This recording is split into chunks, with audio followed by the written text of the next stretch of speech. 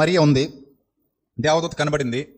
ఇప్పుడు ఆయన పనిలో ఆమెకు సాధనంగా వాడబడాలి. ఎందుకంటే ఎప్పుడో ఉంది ప్రవచనం, కన్యక గర్భము ధరించి కుమారుని కనాలి అనే ప్రవచనం అయితే వ్రాయబడింది. అక్కడ పేరు మెన్షన్ చేయలేదు, ఎవరో ఒక కన్య అంతే. ఎప్పుడో వ్రాయబడింది ప్రవచనం. ఆ ప్రవచనానికి దేవుడు ఎన్నుకున్నామే మరియ. ఇప్పుడు మరియ దగ్గరికి పిలుపు వచ్చింది, అమ్మా దేవుడు ఆ ప్రవచనాన్ని నీ ద్వారా నెరవేర్చాలనుకుంటున్నాడు. Are you willing or not? నువ్వు రెడీగా ఉన్నావా లేవా? ఈ పని చేస్తావా తల్లి అని అడిగాడు దేవదూత వచ్చి. అప్పుడు ఆప్షన్ ఎవరిది? మరియది. బలవంత పెట్టబడిందా? నువ్వు చచ్చినట్టు ఈ ప్రవచనం నీ గురించే రాయబడింది కాబట్టి నీకు ఇష్టం లేకపోయినా సరే నువ్వు చేయాలి. ఇప్పుడు అంత బలవంతంగా చేయించుకోవాలనుకున్నప్పుడు అడిగే పని కూడా లేదుగా, అవును కదా?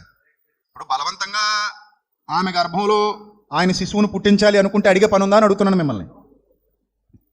అసలు దేవుని శక్తి ముందు మనల్ని అడగడం ఏముంది? అసలు మన పర్మిషన్ ఏముంది? ఆయన ఇష్టం. మనం చంపాలంటే చంపొచ్చు, పుట్టించినోడికి చంపే అధికారం కూడా ఉంది కదా, పుట్టించినోడికి గిట్టించే అధికారం ఉంది. మనకు పెట్టేది ఆయనే, మనకు ఊపిరిచ్చేది ఆయనే, మన జీవితాన్ని నడిపించేది ఆయనే. అలాంటి ఆయనే మనల్ని పర్మిషన్ అడుగుతున్నాడంటే దట్ ఈస్ కాల్డ్ లవ్. దేవుడు ఎవరిని బలవంత పెట్టేవాడు కాదు, స్వేచ్ఛనిచ్చాడు. నీ ఇష్టం.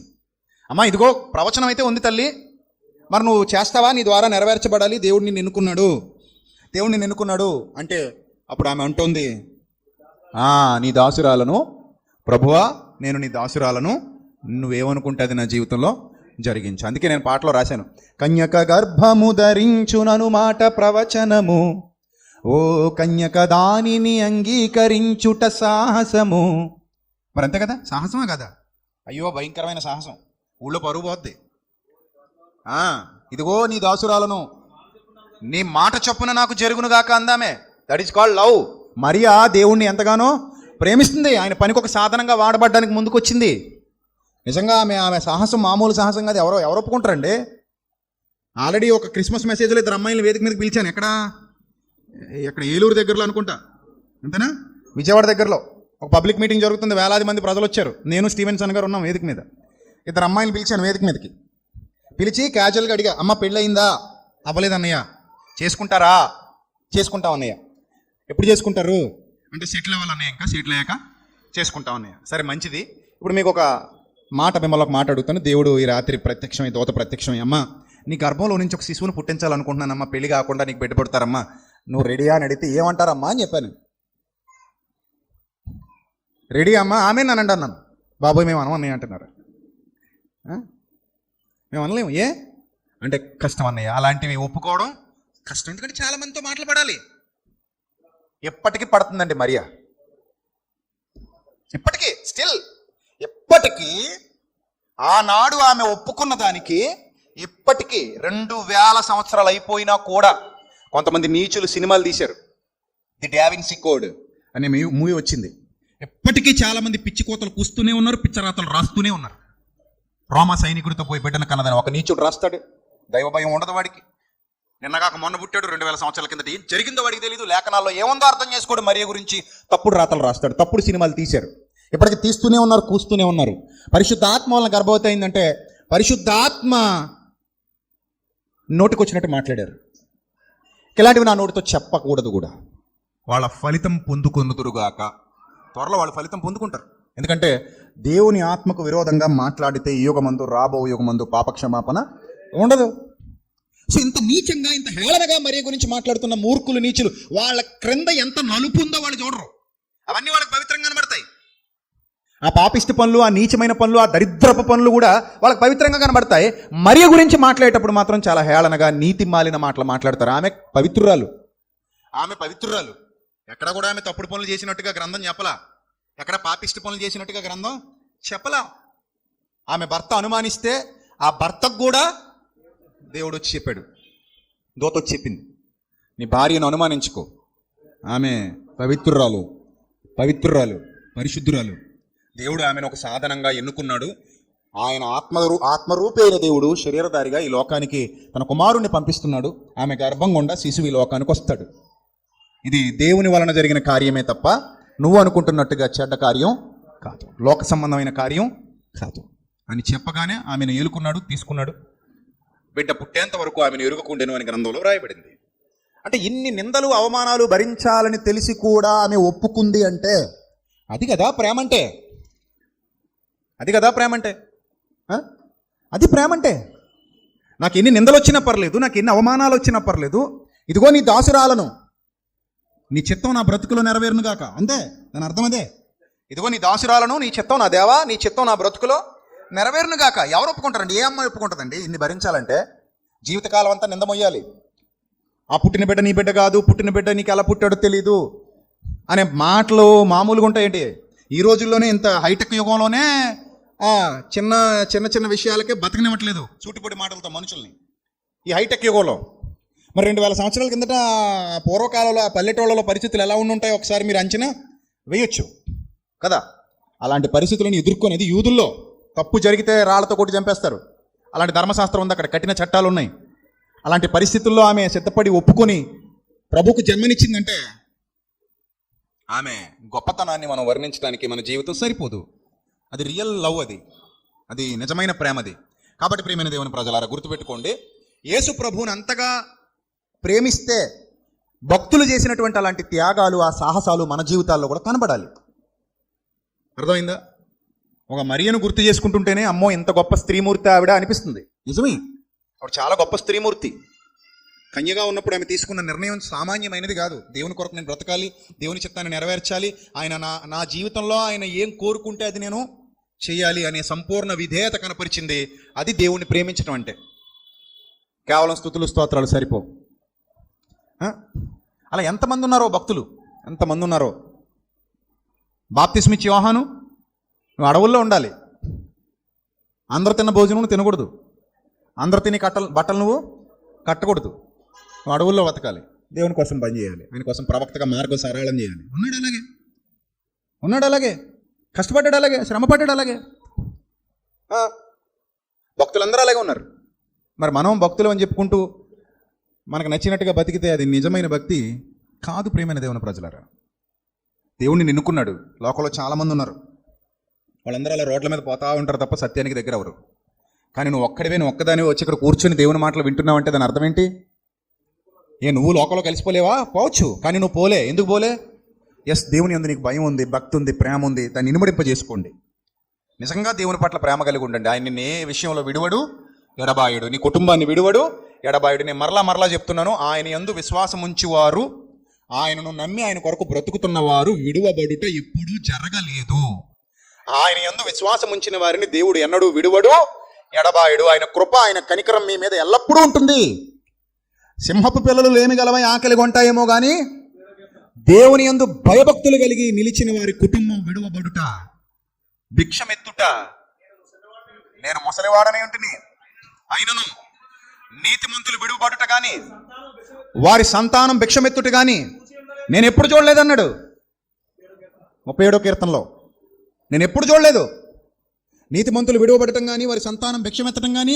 నేను ముసలాన్నైపోయాను, ఇప్పటివరకు ఎంతోమంది జీవితాలను చూశాను నా జీవిత యాత్రలో, కానీ ఇంతవరకు నేను అలాంటి సంఘటన చూడలేదు అన్నాడంటే మీరు దేవుని కొరకు బ్రతకటం నేర్చుకోండి, అన్నీ అవే వస్తాయి. ఆయనను అతడు నన్ను ప్రేమించుచున్నాడు గనుక నేను అతనిని తప్పించదను అని వాగ్దానం ఉంది. అతడు నన్ను ప్రేమించుచున్నాడు కనుక నేను అతన్ని తప్పించదను. వారు నన్ను ప్రేమించుచున్నారు కనుక నేను వారికి ప్రతిఫలం ఇచ్చేదను. ప్రభువును బట్టి మీరు చూపిన ప్రేమను మరుచుటకు దేవుడు అన్యాయస్తుడు కాడు అని గట్టిగా సాక్ష్యం ఇచ్చాడు. మరి ప్రేమించడం అంటే అర్థం ఏంటో ఇప్పటికైనా అర్థం చేసుకోవాలి మనం. మాటతో కాదు, నాలుకతో కాదు. దేహం ఇవ్వబడింది, ఈ దేహంతో దేవుని పని చేయండి, అదే దేవుని ప్రేమించడం అంటే. ఈ దేహంతో దేవుని కొరకు బ్రతకండి, అది దేవుని ప్రేమించడం అంటే. ఈ దేహంతో దేవుని చిత్తాన్ని నెరవేర్చండి, అది దేవుణ్ణి ప్రేమించడం అంటే. అంతేగాని మాట దేవుడికిచ్చి హృదయం సాతానికి ఇస్తే, మాట దేవుడికిచ్చి శరీరం సాతానికి ఇస్తే అది దేవుణ్ణి ప్రేమించడం లెక్కలోకి రాదు. కాబట్టి ఎక్కడైనా మారదాం. చాలామంది అంటారు చాలా కష్టం అండి మారడం, చాలా సులువు. నేను అంటాను చాలా సులువు. మీకంటే ఎక్కువగా లోకంలో బ్రతికిన వ్యక్తిని నేను కూడా.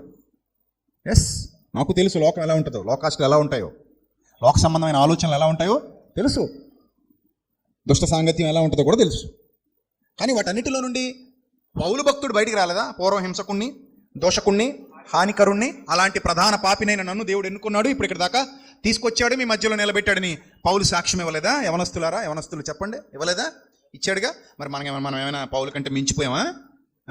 పౌలు కంటే గొప్పోళ్ళమా? కాదు కదా. సో మనం కూడా దేవుని కొరకు బ్రతకాలని నిశ్చయించుకుంటే బ్రతకొచ్చు, ఆ ఆనందాన్ని అనుభవించవచ్చు, ఆ సంతోషాన్ని అనుభవించవచ్చు, ఆ విధంగా ఆయన ద్వారా దీవించబడవచ్చు, ఆశీర్వదింపబడవచ్చు. ఆయన పనిలో ఉండండి. నేను మరలా చెప్తున్నా, మండుతున్న కట్టెల్లో ఉన్నవాడు నిత్యం మండుతూ ఉంటాడు. ఆరిపోయే కట్టెల్లో పడిపోయిన వాడు కూడా ఏమైపోతాడు? ఆరిపోతాడు. ఇది దేవుని చిత్తాన్ని నెరవేర్చవలసిన గడియ. ఒక మరి అలాగైతే మంచి నిర్ణయం తీసుకుందో, ఒక సుమయోను చిన్నడేం కాదు, బాగా వృద్ధుడైపోయాడు, శరీరం చాలా ఇబ్బంది పెడుతుంది, ఆయాసం, దుఃఖం, ఎప్పుడు చచ్చిపోవాలా అన్న కోరికుంది, కానీ చావు రాట్లా. చావు కోసం ఎదురు చూస్తున్నాడు మహానుభావుడు, బాగా వృద్ధుడైపోయాడు, కానీ చావు రాట్లా. కానీ ఆయనకు వాగ్దానం అయితే ఉందట.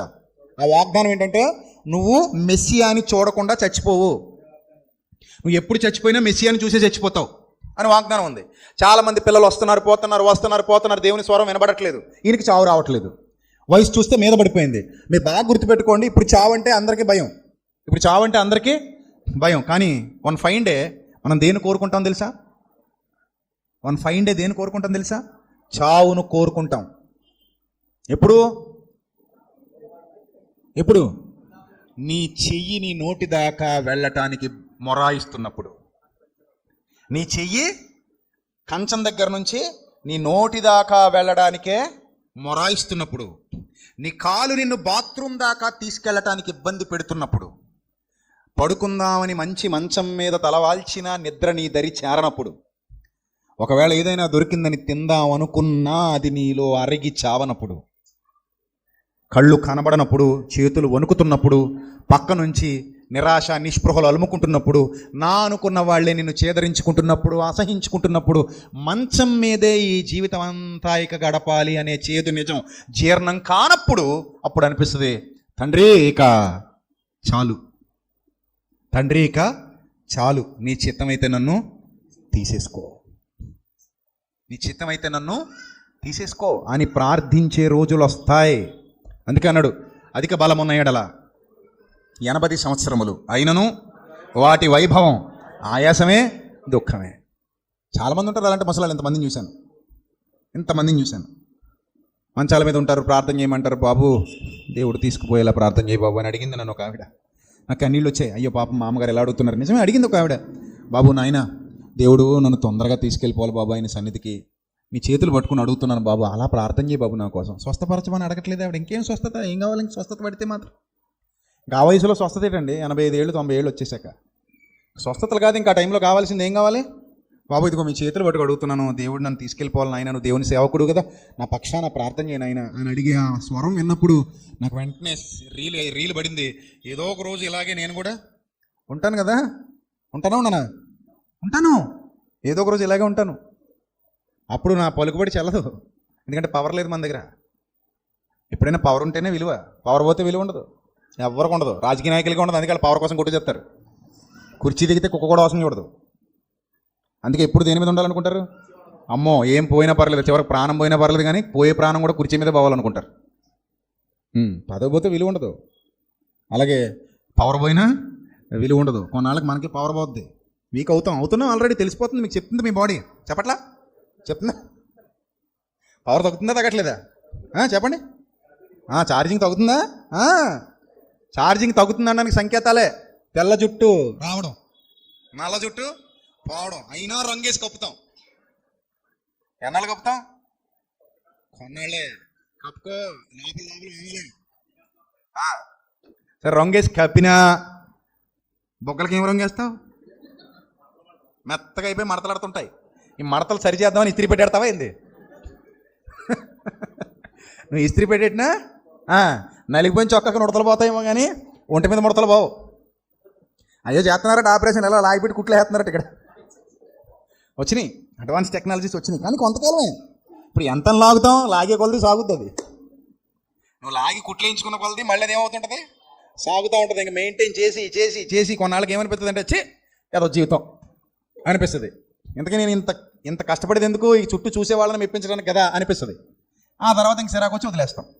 సో కాబట్టి పోయే జీవితంలో మనం ఎలా బ్రతకాలో నిర్ణయించుకుంటే దేవుని కృపా కాపుదల ఎల్లప్పుడూ మన మీద ఉంటుంది. ఉన్నంతకాలం దేవుని కోసం బతకాలి, పోయేటప్పుడు ఆయన సన్నిధికి పోవాలి. చెప్పండి, ఉన్నంతకాలం నేను చెప్పినట్టు చెప్పండి. ఉన్నంతకాలం దేవుని కొరకు బ్రతకాలి, పోయేటప్పుడు ఆయన సన్నిధికే పోవాలి. ఇది ఎప్పుడు గుర్తుపెట్టుకోండి. ఉన్నంతకాలం నువ్వు నేను దేవుని కోసం బతకాలి. పోయేటప్పుడు ఎక్కడికి పోవాలి? ఆయన సన్నిధికే పోవాలి.